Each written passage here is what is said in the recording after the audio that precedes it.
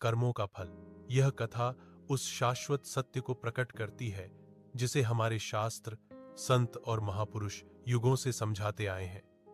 मनुष्य अपने कर्मों से बंधा है और उन्हीं कर्मों का फल उसे अवश्य भोगना पड़ता है।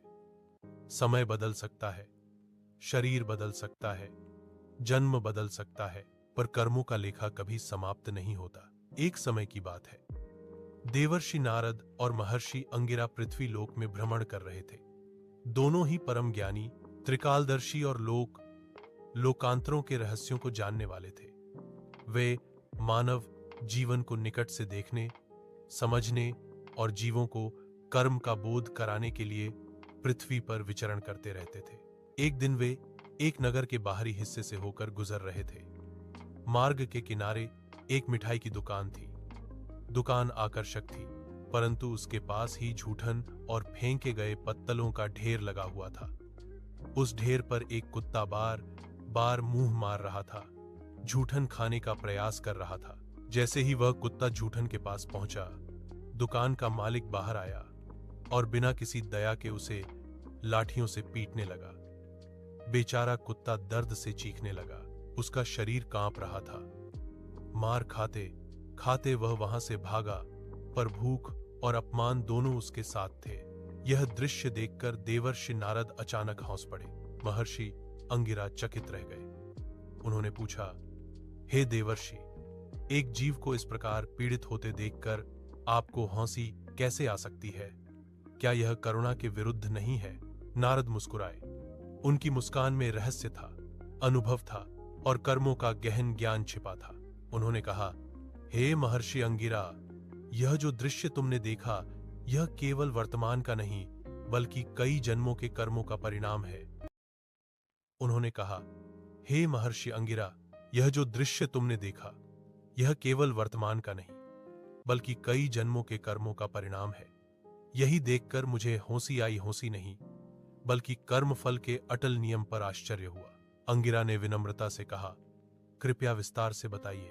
प्रभु, नारद बोले, जिस दुकान को तुम देख रहे हो, वह पहले एक अत्यंत कंजूस व्यक्ति की थी।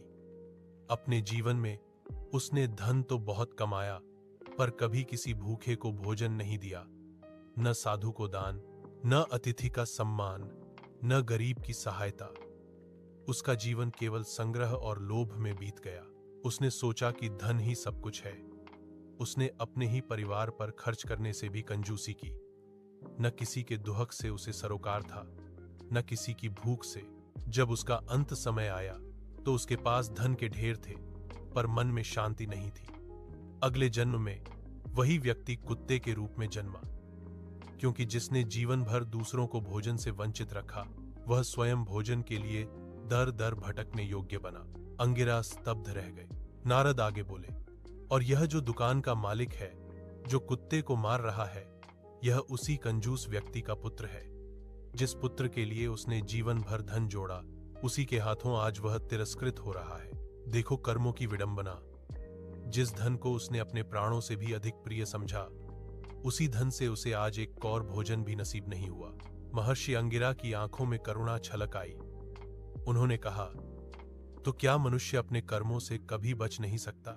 नारद ने गंभीर स्वर में कहा, नहीं हे महर्षि, कर्म फल अटल है। जैसे बीज बोया जाता है, वैसा ही वृक्ष उगता है। मनुष्य चाहे कितना ही चतुर क्यों न हो, वह कर्मों के नियम से नहीं बच सकता। जो आज दूसरों को पीड़ा देता है, वह कल स्वयं पीड़ा भोगता है।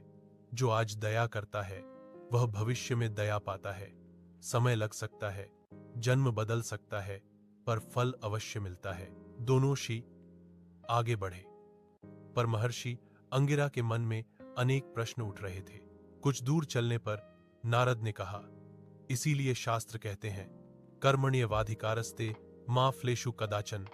मनुष्य को केवल कर्म करने का अधिकार है, फल उसके हाथ में नहीं। उन्होंने आगे कहा, यदि वह कंजूस व्यक्ति जीवन में थोड़ा भी दान करता, भूखे को भोजन देता, तो आज उसकी आत्मा इस दुर्दशा में न होती।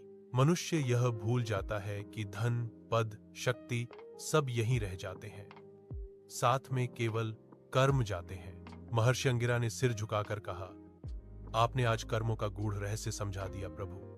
नारद मुस्कुराए। यह कथा केवल कुत्ते और दुकानदार की नहीं है, यह हर मनुष्य के लिए चेतावनी है। जो आज अपने स्वार्थ में अंधा है, वह कल अपने ही कर्मों का शिकार बनेगा। दोनों श्री अंतर्ध्यान हो गए, पर उनकी कही हुई बातें हवा में गूंजती रहीं। कथा का संदेश मनुष्य को अपने शुभ और अशुभ कर्मों का फल अवश्य मिलता है। इसके लिए उसे जन्म जन्मांतरों की यात्रा क्यों न करनी पड़े।